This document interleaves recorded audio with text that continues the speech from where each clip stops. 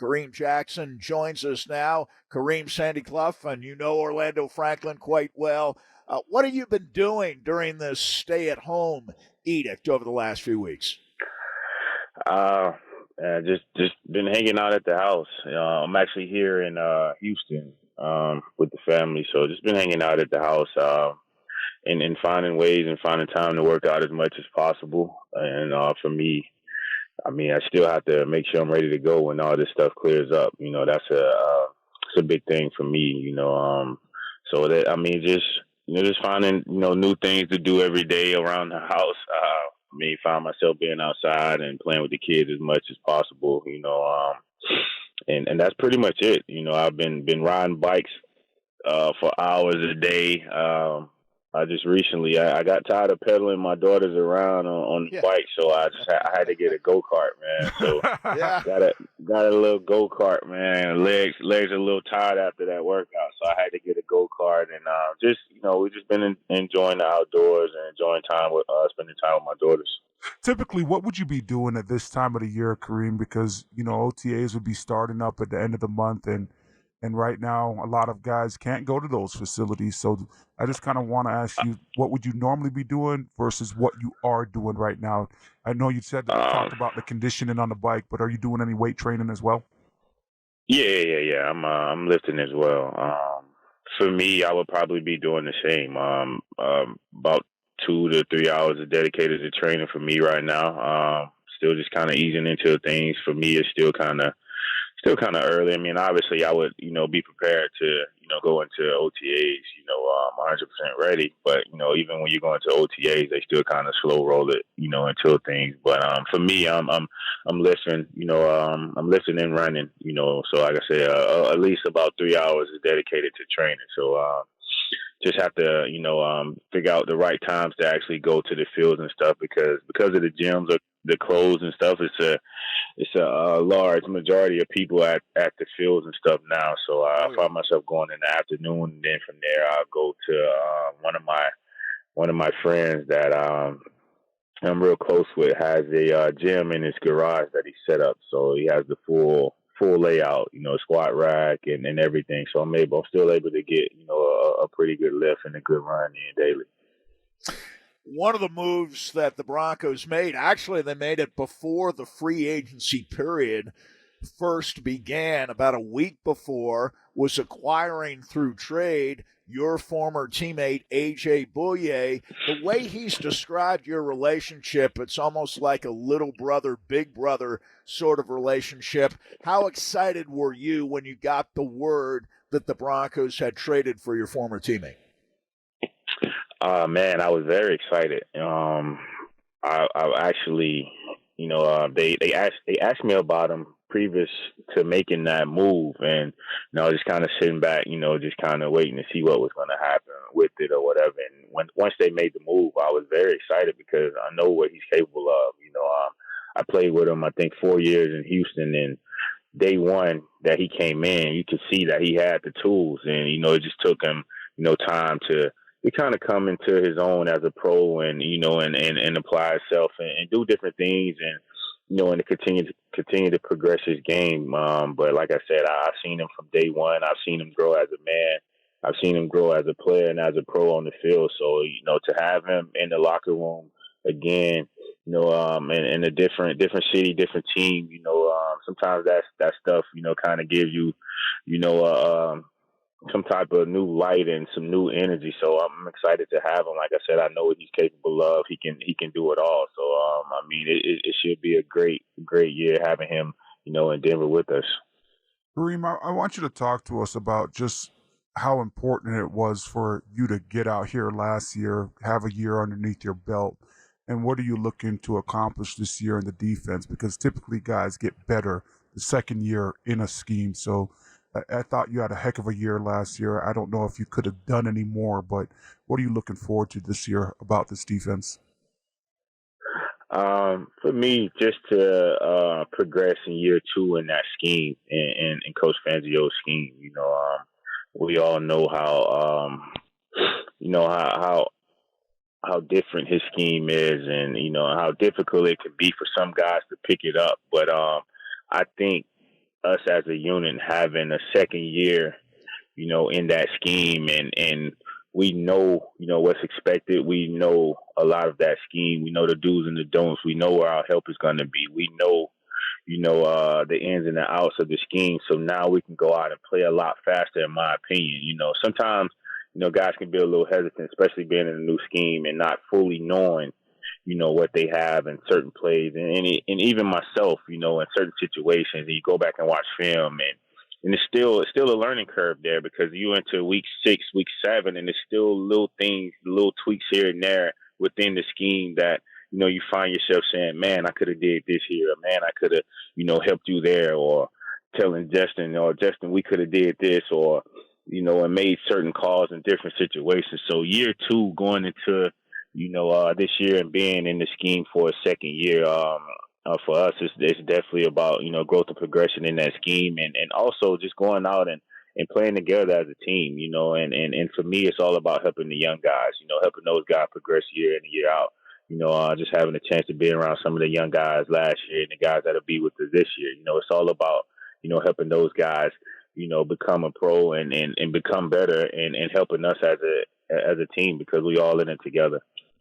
I want to ask you about Bouye's fit in this defense, because we know Vic Fangio, when he was the defensive coordinator of the Bears in 2017, he liked A.J. Bouye. So I assume back then Vic Fangio thought that A.J. Bouye would make a very good fit for his defense in Chicago. So he already liked him. When the Broncos asked you about A.J. Bouye, or even if they didn't, what would you say about AJ's ability to fit into this defense as a cornerback? Essentially, I know this is maybe a little simplistic, but essentially replacing Chris Harris Jr. Yeah, and what you mentioned, and losing Chris definitely is a huge blow for our defense. But if you have a guy like AJ Bouye, in my opinion, is another big time guy in this league, and for me, it's no drop offs. The guy can do it all. He can play off. He can press. He can go follow if he needs to, which I don't think he'll have to do with us getting Bryce back healthy. But he can do it all. He's a very instinctual guy. He's played a ton of ball. He's a veteran, and with that veteran leadership coming in the locker room, also he can help in that way. And like I said, man, this will be his third team, and sometimes just going to a new atmosphere. 3-4 years. Yeah. Right, going to a new atmosphere, a new team, it kind of rejuvenates you. It kind of helps you find that fire again, because when you kind of think about it, you're like, okay, well, this previous team didn't want me. It wasn't like they couldn't, they couldn't pay me or anything like that. But, okay, well, they was willing to deal me away. So, okay, I see where this is going. Almost like my situation, coming off the year I had and not getting an offer from Houston was kind of a slap in the face for me. So it's just like, okay, well, but at the end of the day, it's always great to be wanted by somebody else. So, but the thing is, you just got to go out and handle what you can handle. And, and you want it by other teams. But I think AJ is going to be huge for us. Like I said, he can do it all. He's a very instinctual player. He's seen a ton of ball. He's another veteran guy we add to the locker room for veteran leadership. And we know how huge that is in the locker room to get all the guys going, pulling the rope in the same direction. So I think, like I said, with us losing Chris Harris, I think he'll step right in, and he'll be able to be another veteran guy that could take over that role. And also, he's going to be a big time guy in the secondary. He's been big time in Jacksonville. He was big time in Houston. You know what I mean? And just throughout the years, and I think his numbers kind of show that. Kareem, you touched on it a little bit as far as losing Chris Harris, and now this defense loses Derek Wolfe with 7.5 sacks last year. I just want you to touch on just losing those guys and, trying to fill the void, in that defensive line room, in that DB room. I know that you speak very highly of AJ, and you're saying, hey, he's a person that could do it all, but Chris was also a guy that played his whole career here. Same situation with you as well when you were in Houston. You played your rookie deal out, got a second contract. Derek Wolfe, the exact same thing. And now that leadership and those two guys, those tenured guys that one, the Super Bowl 50 is not here anymore. So could you touch a little bit more on those two? Oh yeah. I mean, obviously losing those guys are huge. Two veteran guys, like I said, played a ton of ball that will probably be two of the looked at two of the greatest players to ever play in that organization, especially Chris Harris with the accolades that he had. How he affected the game. With him being able to play the outside and in the slot. And with the Pro Bowls and the All Pros and stuff like that, and also Derek Wolfe with his effect that he had on the game last year. And with him missing, I think he might have missed maybe five games with the injury, or combined all season. Yep. Right, but the year he had, what he was able to do, the way he was able to affect the game. And with him being in there, you can't replace, those two guys. You can only hope somebody will step in and give you somewhat of what they was given, when they was here.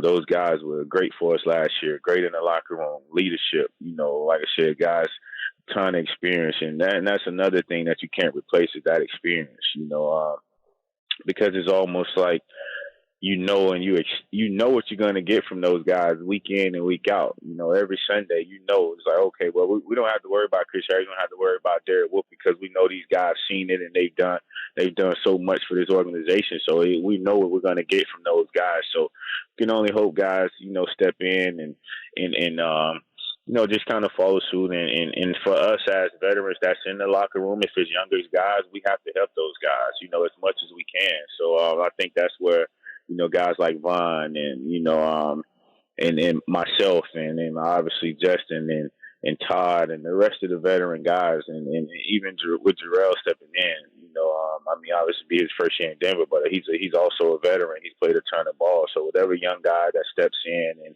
we'll have that play Chris's spot or wherever, they'll be plugged in. We gotta help those guys and gotta bring them along.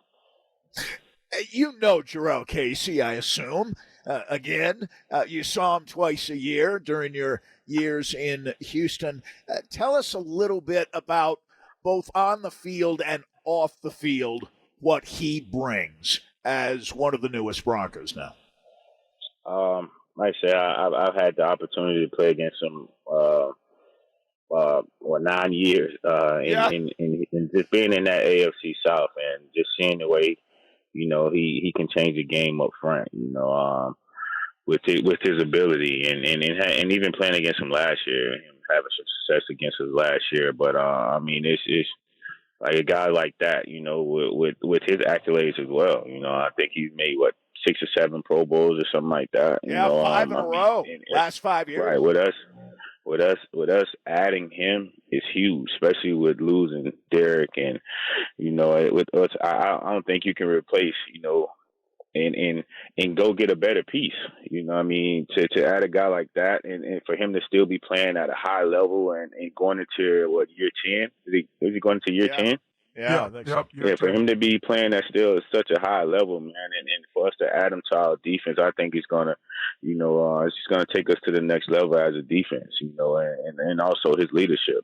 He's played a ton of ball, and I think for veteran guys, once you get in, if you're in the year 8, 9, and 10, it's almost, especially him like that, being so respected around the league. I think from day one, as soon as he stepped in, he'll have an immediate impact on the guys in the locker room.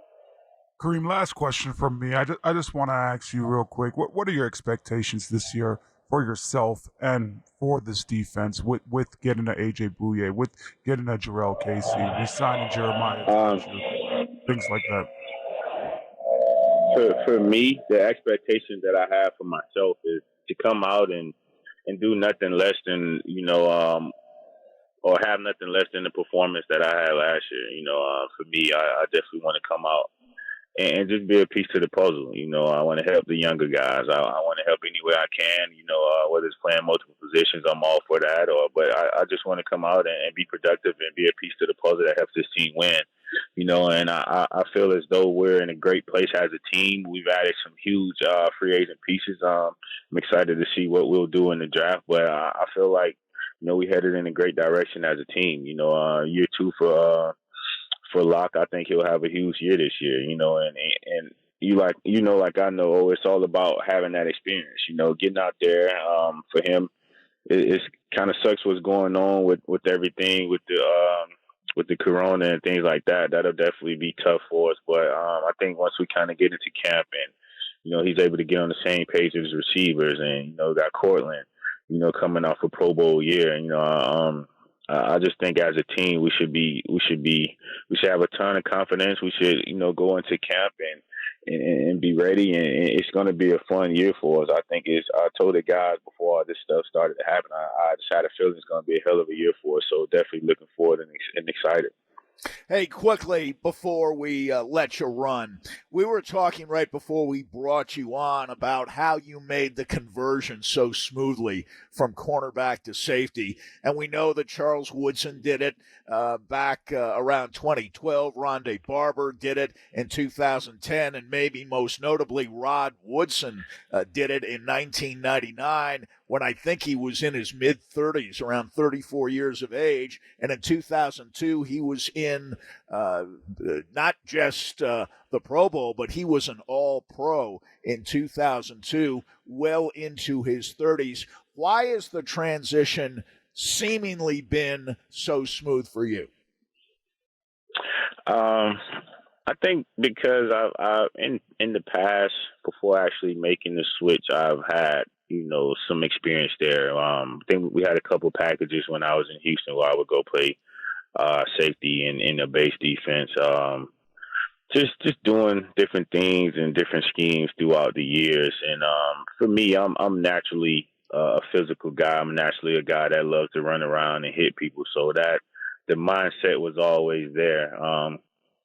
I think a lot of it is tackling, and a lot of times when you see guys, especially corners, they don't like to tackle, but that's one of my strengths. I like to come up. I like to make guys feel it. I like to make a statement early in the game and try to impose my will on guys. So naturally, like I said, my mindset was always there. It's just a matter of just picking up the defense and getting a chance to be in a situation and getting guys lined up. So I just think in that aspect, it's just kind of comes natural to me. Like I said, I had a little bit of experience there, and then in Houston made the switch and having to go back to corner because of injury. But other than that, it was just a natural switch for me. And I mean, it's been paying off, wonders for me. Kareem, I know I said that was the last question for me, but I hate to do this to you. I just want to ask you real quick, what do you make of the whole, Henry Ruggs being linked to the Broncos with the 15 overall pick and how he went out there and basically blew up the combine, just to be able to have another Alabama guy probably on this roster? What are your thoughts on that? I'm excited about the thoughts of that. I've been kind of seeing that float around. I know he'll be a huge piece for us on offense and in the speed that he possesses. Obviously being a Bama guy, I watch those guys faithfully every Saturday. So, and I've had a chance to see him on the field in those catch and run situations and just run away from people. So, if that happens and he fall to 15 and we take him, man, I know, it'll be exciting to see him on Sundays with, him on one side and Cortland on the other side. And then having, Locke getting those guys the ball and also having Phil and Royce and now Gordon, I think it's going to be exciting offense, because now, in my opinion, got speed and power in the backfield and, out on the edge. So, think about it. We're going to have to figure out how we're going to have to chase him in camp, or we're going to have to roll up to him or something. We have to figure something out. Yeah. Don't be messing up your hamstring out there now trying to. Right. I know, man. One-on-one is off limits against him. I'll have to call Fangio and tell him that. No, I'm not chasing that. I'm not chasing that kid around. Hey, we know John Elway has not drafted an Alabama player. He's had Alabama players on the team. You're a great example of that. He hasn't drafted an Alabama player in 9 years, but maybe from what you said earlier in the conversation, you've got some pull with the Broncos. They ask you about stuff, so maybe you can talk John Elway here in the next 3 weeks into drafting an Alabama guy for the first time. It'll be great. It'll be great, man. So maybe I'll have to make that call and talk to him a little bit when it gets to our turn to pick, hopefully he's there. But I think adding him, as another piece to the puzzle on our offense with that speed, man, I think it'll be great for us, and it'll be huge for Locke to have another weapon like that. So I'll definitely have to make that call here in a couple of weeks. Hey, Kareem, it's great having you on. Yeah, it's K-Jack. Thanks a lot, man. Thanks for having me. You guys be safe out there.